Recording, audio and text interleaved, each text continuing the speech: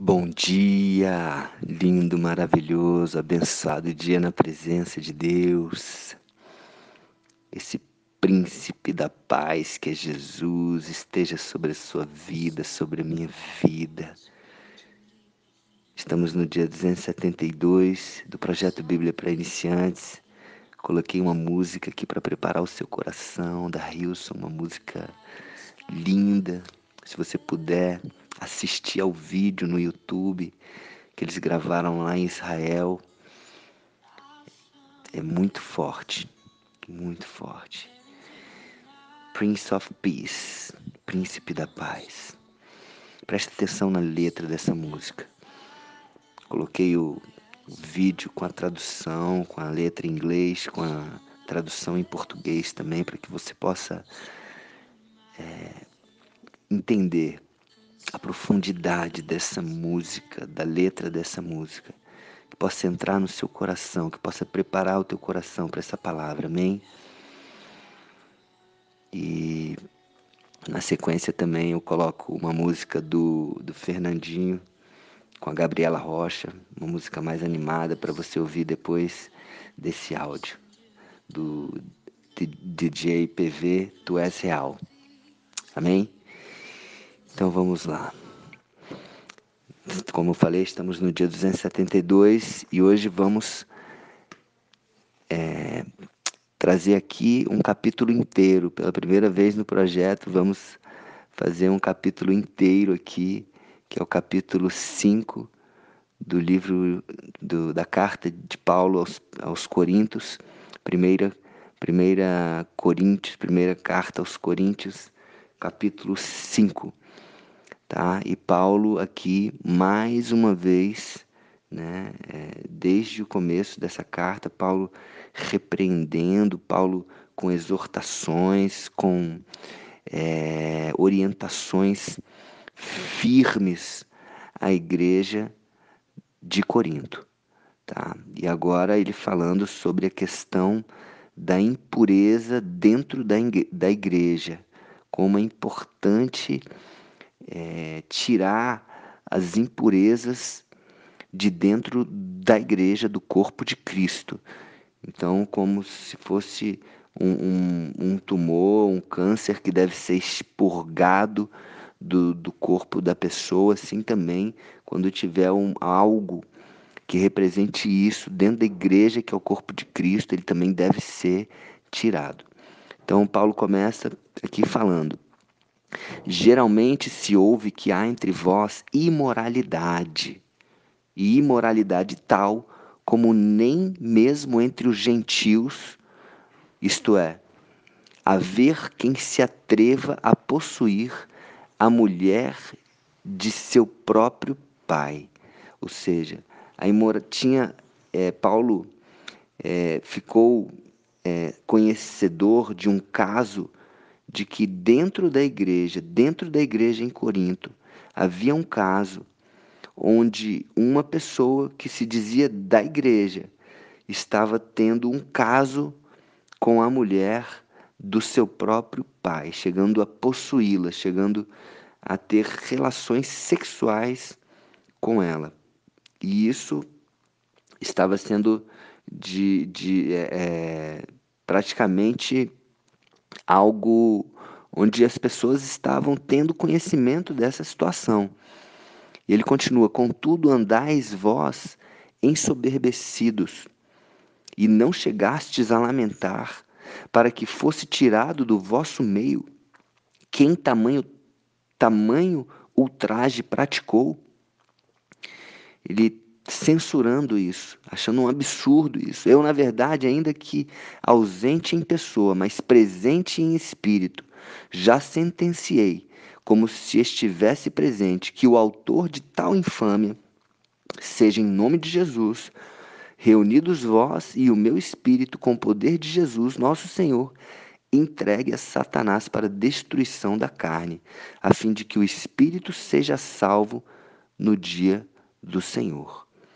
Então, aqui, Paulo dizendo da importância de tirar dentro da igreja esse tumor, essa situação, porque uma coisa é a pessoa estar fora da igreja e praticar algo como isso. Outra coisa é a pessoa estar dentro da igreja, dizer que está seguindo, que está entregando a sua vida a Deus e está fazendo algo tão perverso, algo tão errado, tão contra os princípios de Deus, dessa forma. E ele continua: não é boa a vossa jactância, ou seja, a vossa arrogância. Não sabeis que um pouco de fermento leveda a massa toda? Lançai fora o fermento, para que sejais nova massa, como sois de fato sem fermento. Pois também Cristo, nosso Cordeiro Pascal, foi imolado. Por isso celebramos a festa não com o velho fermento, nem com o fermento da maldade e da malícia, e sim com os asmos da sinceridade e da verdade. Ele está se referindo aqui à festa dos pães asmos, que era uma festa que simbolizava a pureza, que simbolizava a passagem da escravidão para a liberdade. E como é importante os pães asmos. O que é o pão asmo? Os pães asmos eram pães sem fermento, simbolizando a santidade. O fermento, ele simboliza aqui a imoralidade, representa o pecado. E o fermento dentro da igreja, nesse caso, Paulo dizendo que a imoralidade, o pecado praticado ali de forma sem um arrependimento, praticado de forma recorrente, né? Sem a intenção de se livrar dele, era como um fermento que poderia levedar toda a massa. Então é importante ter essa consciência. Se tem uma pessoa que está, lógico, pecar é uma coisa, agora manter um pecado de forma recorrente, sem arrependimento, é outra coisa totalmente diferente. Então Paulo está dizendo aqui da importância de tirar o fermento, assim como a festa dos pães asmos simbolizava isso, né? A santidade, a busca pela santidade, tirando o fermento do pão e comendo aquele pão sem fermento. Da mesma forma, a igreja também tem que buscar essa pureza, essa santidade. Amém? E ele continua no versículo 9: já em carta vos escrevi que não vos associasseis com os impuros. Refiro-me com isso não propriamente aos impuros deste mundo, ou seja, não dentro da igreja. Ele não está se referindo aos impuros de fora da igreja, ou aos avarentos, ou aos roubadores, ou idólatras, pois neste caso terias de sair do mundo. Ele não está pedindo isso. Mas agora vos escrevo que não vos associeis com alguém que, dizendo-se irmão, for impuro, ou avarento, ou idólatra, ou maldizente, ou beberrão, ou roubador.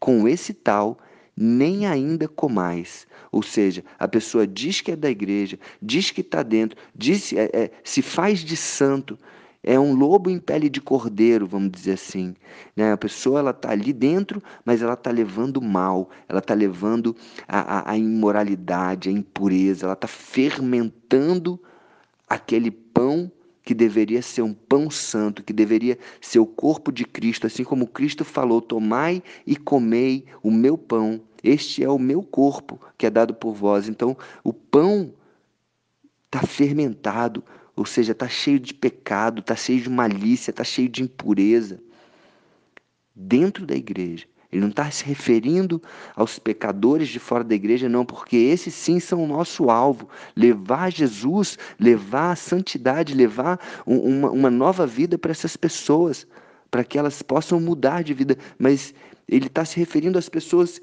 a uma pessoa especificamente aqui, que entrou para o corpo de Cristo, se dizendo santo, se dizendo irmão, mas praticando uma aberração dessa, uma impureza tamanha como essa de possuir a mulher do próprio pai. E ele finaliza aqui: pois com que direito haveria eu de julgar os de fora? Então Paulo não está julgando os de fora. Não julgai vós os de dentro. Então é importante ter um julgamento daquelas pessoas, não das pessoas, mas das atitudes daquelas pessoas que estão dentro da igreja. Sim. E os de fora, porém, Deus os julgará. Expulsai, pois, de entre vós o malfeitor de tal imoralidade, de tal impureza. Amém? Então, esse é o cuidado, é o zelo que Paulo tem com a igreja, por amor, por amor. Assim como o próprio Jesus diz: se o teu olho te faz pecar, arranca o teu olho. É melhor que você fique sem um olho do que você fique em pecado. Se a tua mão te faz pecar, é melhor que você arranque fora a tua mão. É melhor que você fique sem uma mão do que todo o seu corpo seja jogado no inferno. Então, da mesma forma, Paulo tá usando essa mesma fala de Jesus aqui com a igreja. É melhor que você arranque uma pessoa de dentro do seu corpo, do corpo da igreja, que está lá em pecado, um tumor, alguma coisa que está inflamando, que daqui a pouco, se esse tumor fizer ter uma metástase, ele pode contaminar todo o corpo. Amém? Então, que eu e você possamos ter esse discernimento, ter o cuidado, o zelo com a igreja que somos nós, eu e você. Amém? Então, mais um aprendizado aqui, o capítulo inteiro, capítulo 5 do livro de 1 Coríntios. No próximo dia, entraremos aqui no capítulo 6 e vamos para frente, conhecer a palavra de Deus, conhecer o testamento, a herança que Deus nos deixou através dessas palavras, para que nós possamos nos fortalecer, crescer, estar em busca da santidade, em busca da perfeição, em busca de agradar o coração de Deus. Amém? Um beijo no coração, um dia maravilhoso e abençoado para você.